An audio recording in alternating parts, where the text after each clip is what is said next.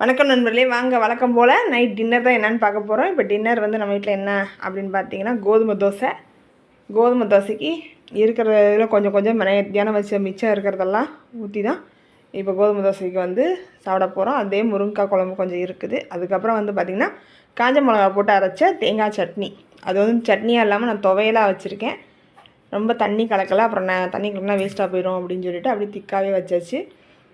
அதுக்கப்புறம் வந்து பார்த்திங்கன்னா கொஞ்சோண்டு காய் இருக்குது, அதையும் அப்படியே வச்சு நைட்டு வந்து நம்ம டின்னர் பிளான் முடிக்க வேண்டியதான்.